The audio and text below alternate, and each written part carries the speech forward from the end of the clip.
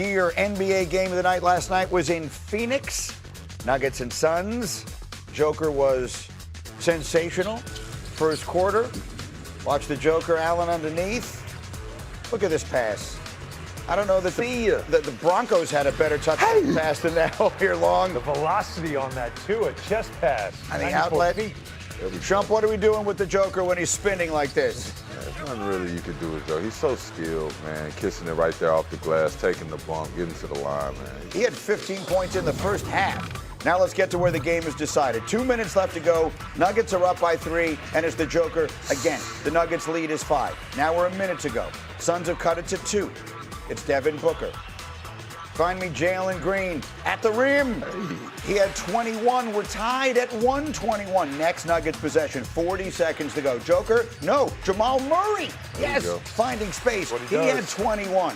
Nuggets take the lead. Suns get the ball back. Here comes Devin Booker. Tough shot. He would score 22. We're tied at 123. Nuggets trying to answer. Where you going for your bucket to put you up? Obviously, go to the big fella. Too easy. Too easy. Jokic, 23 points, 17 rebounds, 17 assists. Last chance, Phoenix, 7 seconds. Devin Booker, if it goes for the win. That's what you want, though. And it wasn't to be. And so the Nuggets get the win, and the Joker makes more history. He now has 17 career games with 20 points, 15 rebounds, and 15 assists. That's the most in history, surpassing Oscar Robertson. Joker also on pace to become the first player ever to lead the league in rebounds and assists per game in the same season. Wow. So that was last night. Tonight we have maybe the game of the year in the NBA. Could it be a finals preview? Thunder and Celtics. Let's set the stage. OKC, NBA best 12-game win streak. SGA averaging 30 points on 56% shooting during the run. He is the favorite to win the MVP. If he does, it will be 2 straight. On the other side, Celtics have their own MVP candidate, Jaylen Brown. He scored 25 or more in his last 4 games. He currently has the 5th shortest odds to win MVP. And obviously, he is now working back into business, his former running mate and longtime running mate, Jason Tatum. He's been struggling with his shot, as you might expect, under 30% the last 2 games, on pace for a career low in field goal and 3-point percentage. But the point here is that he's working his way back from injury and getting healthy, and these 2 teams have the shortest odds to make the finals at DraftKings. Thunder are the odds-on favorites, Celtics right behind, followed by the Cavs, the Spurs, and the Knicks. So here we go. Alan Hahn, I'm asking you right now to bet that palatial estate of yours out there on Long Island on one of these 2 teams. I'm telling you, the Celtics and Thunder, who play tonight, one of them, but not both, going to wind up in the NBA Finals. Which one is it? Well, we know Windy made his hotel plans for Oklahoma City in last June. Right. So I'm with him. I think that's the team you can bet on. OKC is in. Yes. For Boston, while right now they look like the team to beat in the East the way they've been playing, I don't think they have an easy path out of the East. Not as easy as most people think. People are talking about the Eastern Conference as if it's weak. It's obviously not as deep as the Western Conference, but make no mistake, the Celtics are going to have their hands full because the Knicks and the Pistons have something to say about them getting out of the East. Consider this, of the top 4 teams in the top 2 in the East and top 2 in the West, the Celtics this year are 2-8 against those teams. They are again 2-5 against the Knicks and against the Pistons. So you can't tell me that it's an easy road out of the East because they don't play well against those teams ahead of them. Shump, we're talking about the Celtics at the top of that Eastern Conference. You're looking at the Knicks, you're looking at the Pistons, who've been there all year, and we would expect they'll have Cade Cunningham back by the time the playoffs begin, and we're looking at the Cavs. What do you think of the Celtics' path to the final? I agree with Allen on this one, man. I think that the Celtics, though they have a good chance to go, and I get it that they looked better than the Knicks have looked. Right. Even though the Knicks are winning right now. They've won 7 straight. Exactly. They're winning, but it's not jumping off the screen the way we wanted to jump off the screen. Boston is not. The Knicks are. The Knicks are not. Which is why we're so up on Boston. Knicks Celtics right now. If they met, the Knicks beat them last year. I'm not putting nobody over the Knicks, man. We had to go in there. Y'all thought the Celtics was going to win. We had to go in there. We had to steal us one on the Celtics home floor. So check it out. I feel like the Knicks can do it. I feel like this was always the Knicks conference to lose this year. But when we're talking about the rest of the Eastern Conference, I agree with Allen. I think it's more evenly yoked. Well, let me ask it to you this way, because the Knicks have had such a roller coaster of a season. Yeah. I hear from their fans in the street every day. One day they're winning the championship, and the next day they need to get rid of everybody. Well, that's if just everyone plays their best, if all these teams play, if the Celtics are about as good as they can be, the Knicks are about as good as they can be, the Pistons are about as good as they can be, and let's put Cleveland in there as well. Which team do you think would emerge? I think Detroit would if everybody's healthy. If everyone's healthy. Yeah, I do not like the matchup for the Knicks or Boston when Detroit is fully healthy and ready to go. What do you think? Completely disagree. I think it's setting up for that. I think the Knicks right now with 7 in a row, let's not overlook that. Yes, the winning percentage of the teams that they've beaten is not high, 293, but you take care of business. But look at this.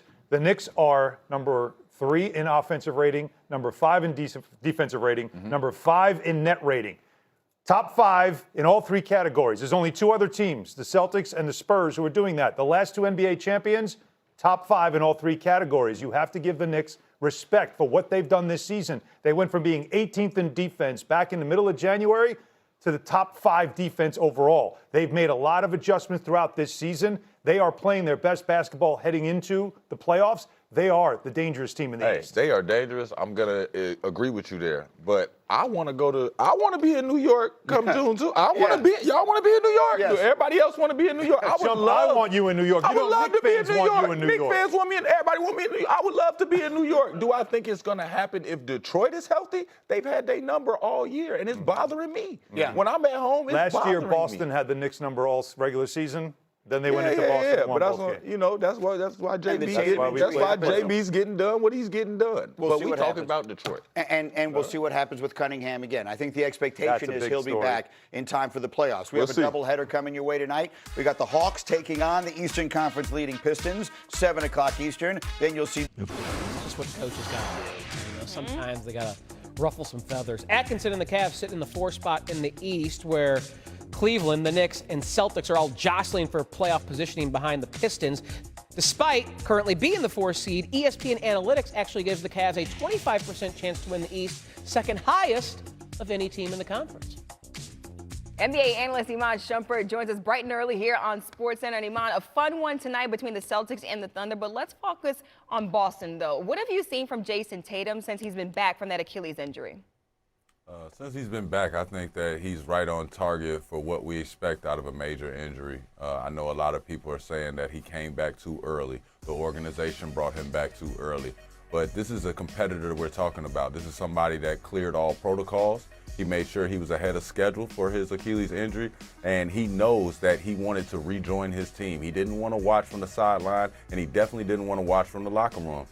He's one of those guys that wants to be out there. He wants to spill blood in order to get some hardware. And I'm going to tell you what, this Boston Celtics team does not think how the rest of the NBA thinks. They've won before. They've been battle-tested. They've had injuries, guys in and out of the lineup. They feel like they can adjust. Jaylen Brown feels like it still could be a championship run because he is a bona fide superstar and a guy that needs to be considered for the MVP race. So when I see Jason Tatum coming back, I'm like, dog, you're right on schedule. Do not take the bait. Make sure you continue to stay in the weight room and continue to go through the ups and downs of the season that are going to happen as you get your legs back. But he will get his legs back. I'm 100% confident that by the playoff time, he will find a rhythm. Yeah, the mentality is definitely different in Boston. Let's stay in the East. The top-seeded Pistons also in action tonight. Detroit still without Cade Cunningham with a collapsed lung, and the Pistons have 11 games left. However, if Cunningham misses 8 of those games, he'll fall short of the 65-game threshold to be eligible for end-of-the-season awards. And the Players Association, they want to see that rule amended. So, Iman, I want to ask you, should the league reconsider that 65-game rule? I wouldn't reconsider it. I'm a big guy I'm a guy that's about culture. I'm about what the other guys had to go through. I love the DNA of the NBA. I don't like a lot of stuff changing too much. It'll bother me. I'm one of those guys. I want the whistle to stay the same. I want the technical fouls to stay the same. If Michael Jordan didn't get fined for it, don't fine me for it. I'm one of those guys that believes in basketball that way. But it's an honor to be able to say that you're considered for these awards. And I understand it's unfortunate, but there has to be some sort of standard for the NBA to say you deserve this award, because we're not going to sit here and act like availability is not one of the abilities that you have to have in the NBA.